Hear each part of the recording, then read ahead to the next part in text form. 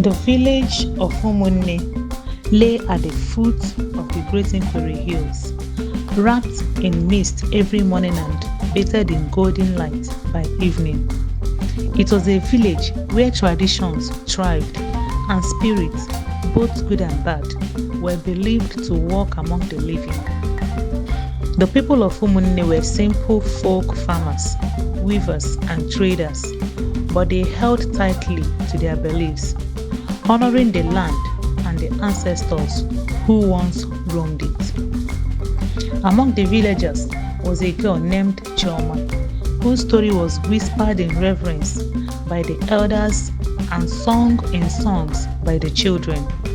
She was known not for her beauty or her lineage, but for the small drum she carried wherever she went, a drum that held the power to heal. Chioma had been born blind. From the moment she entered the world, her parents knew she was different. The village midwives had wrapped her gently and whispered to Chioma, her mother, the child's eyes, they do not see. Chioma's heart sank, but she held her baby close, vowing to protect her. Chioma's father, Obinna, had passed away before she was born, leaving Chioma to raise her alone. Despite her blindness, Chioma was a light in the village. She was known for her warm smile and gentle laugh. And though she could not see, she seemed to understand the world around her in ways others could not. But Chioma's true gift did not reveal itself until she was 15. It was on the evening of a Harmattan wind. The village square was quiet except for the faint crackling of firewood. Chioma sat outside her hut, listening to the rustling leaves and the distant murmur of the stream. Her grandmother, Nnedi, had passed away 2 months ago, and Chioma missed her deeply. Nnedi had been a healer, known for curing strange illnesses that even the village herbalist could not explain. On her deathbed, Nnedi had given Chioma a small drum made from aged wood and stretched leather. This drum, Nnedi had said, her voice, raspy with age, is no ordinary drum. It carries the spirit of our ancestors. Use it wisely, for its power will reveal itself when you need it most. Chioma had held the drum tightly, not understanding the weight of her grandmother's words. She kept it by her side, tapping it absent-mindedly when she felt lonely. But that night, as she sat beneath the kola tree, she heard hurried footsteps approaching. Chioma, a woman's voice trembled with panic. Please, you must help my son. He burns with fever. The healer says there is nothing more to be done. Chioma frowned. But what can I do? The woman fell to her knees before Chioma, gripping her hands tightly. Nnedi healed many. You carry her drum. Please, I beg you. Chioma hesitated, unsure. She could feel the drum beside her, its cool surface around her fingers. Slowly, she lifted it into her lap and began to tap it. A soft rhythm that seemed to echo in the quiet night. As she played, she hummed a tune, an old song her grandmother used to sing. The wind shifted, the fire crackled together. The next morning, the boy's fever broke and he was well. Word spread like wildfire. The blind girl with the drum had healed a dying child. From that day forward, villagers came to Chioma, bringing their sick and afflicted, and each time, Chioma would tap the drum and healing would follow. Chioma's closest friend was Ego, a lively and sharp-tongued girl who had been by her side since they were children. Ego often teased Chioma, loved her fiercely, guiding her through the village and describing the world to her in vivid details. Chioma, Ego would say, the sky is so blue today, it could swallow you whole. And Mama Nkechi's wrapper is the color of ripe plantain fruit.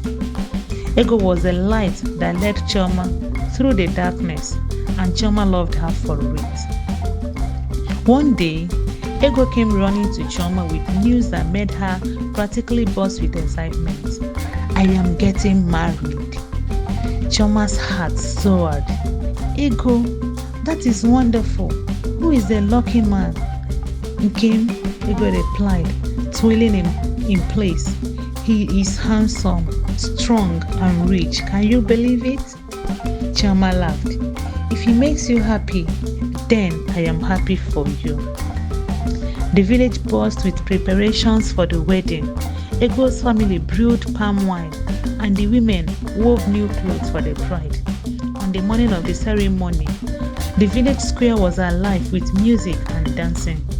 But as the sun began to dip below the hills, something strange happened. Ego, dressed in her wedding attire, suddenly stood still in the midst of the square. Her hands trembled and her eyes rolled back. A laugh, cold and airy, escaped her lips, and she began to mutter words no one could understand. The drumming stopped.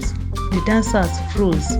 She had been touched by the spirit, one of the elders whispered, drawing back in fear. Ego's family rushed to her, but she pushed them away, laughing wildly as she ran into the forest. Nkem, her betrothed, watched in horror. That night, he packed his things and left the village, forsaking the marriage. Ego's family wept, but no healer could help her. 3 days passed before Ego was found near the stream, her clothes torn and her hair matted. She was brought to Chioma's hut, silent and hollow-eyed. Chioma sat beside her, heart aching. Ego, Chioma whispered, I am here. Ego did not respond. Chioma placed the drum on her lap and began to play. The soft, rhythmic beat filled the hut, and for the first time in days, Ego's eyes fluttered closed. As Chioma tapped the final beat, something shifted. A warmth spread through her fingertips, traveling up her arms and settling behind her eyes. The world around her, which had always been shrouded in darkness, flickered with light. At first, it was faint, shadows and blurs, but as she gazed at Ego's sleeping form, Chioma realized she could see her friend's face. Tears welled in her eyes. Ego woke the following morning, free of the spirit's touch, and Chioma saw the sunrise for the first time in her life. The sun climbed lazily over Umunne, its warm rays spreading across the red earth like molten gold. Chioma stood at the entrance of her hut, her eyes drinking in the sight she had never known. The world was not as she had imagined in her mind. The trees stretching higher, the hills rolled farther, and the sky seemed endless. Ego stared beside her. Her once wide eyes were clear, and a soft smile tugged at her lips.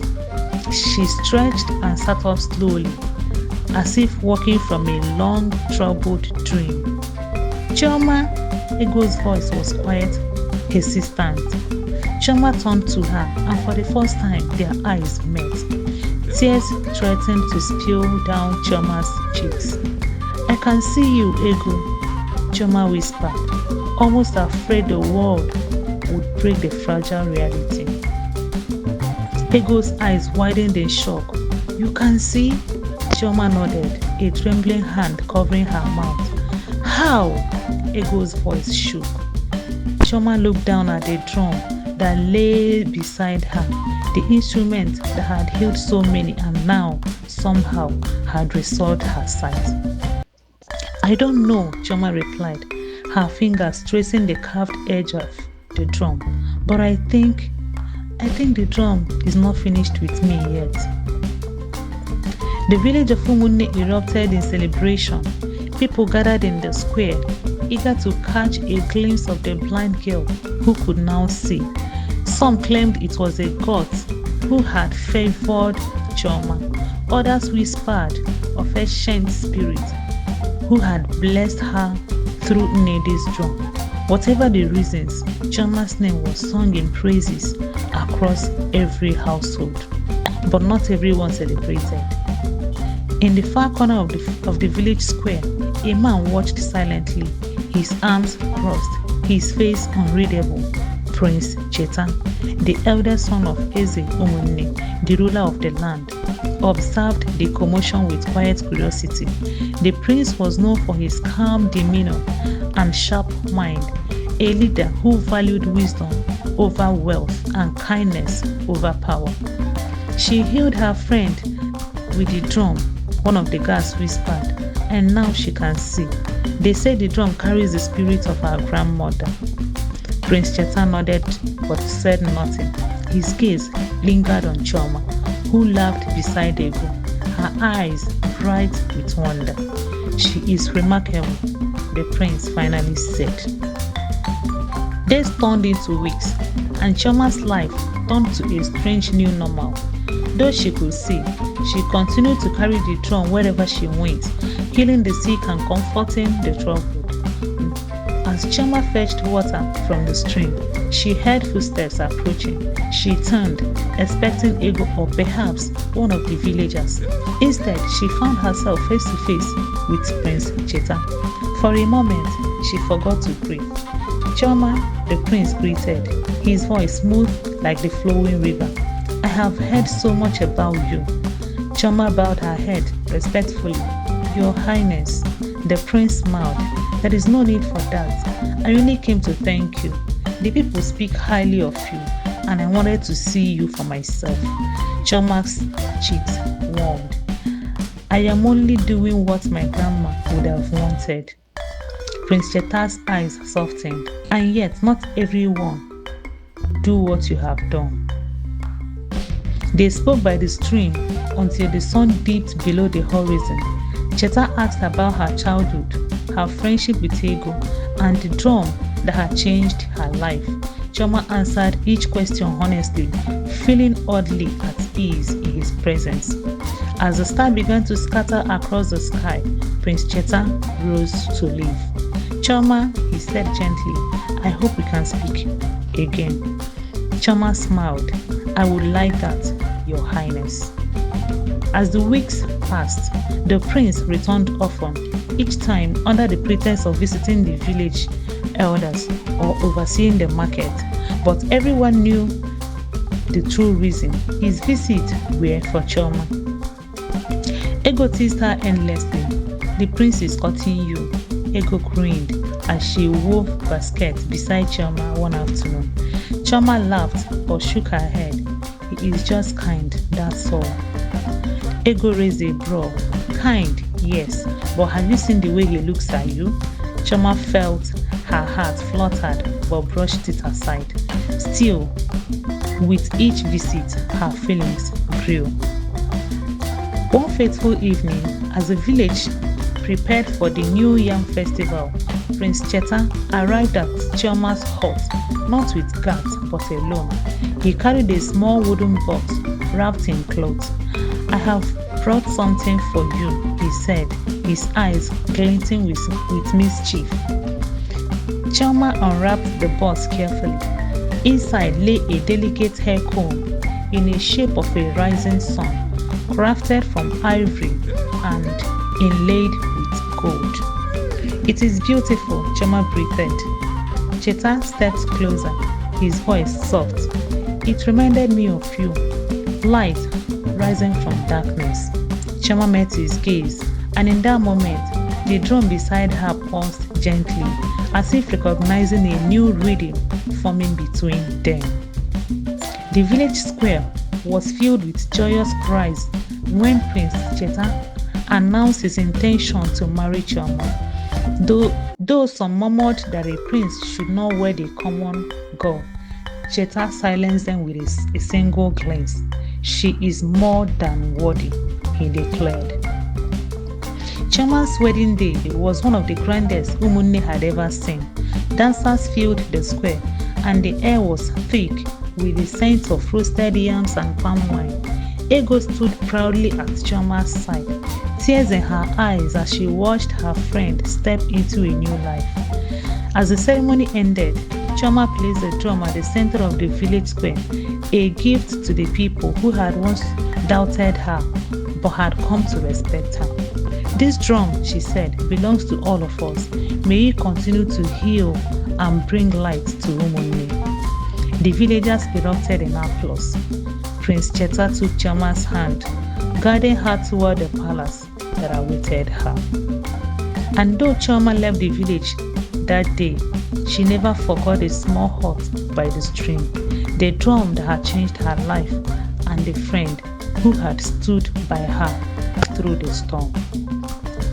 The moral of the story can be classified as the following. 1. True power lies in compassion and selflessness. Chioma's healing gift was rooted not in pride or ambition, but in her desire to help others. The story teaches that acts of kindness and love can transform not only the lives of those around us, but our own lives too. Strength can blossom from weakness. Despite being born blind, Chioma's resilience and inner strength allowed her to rise above her circumstances.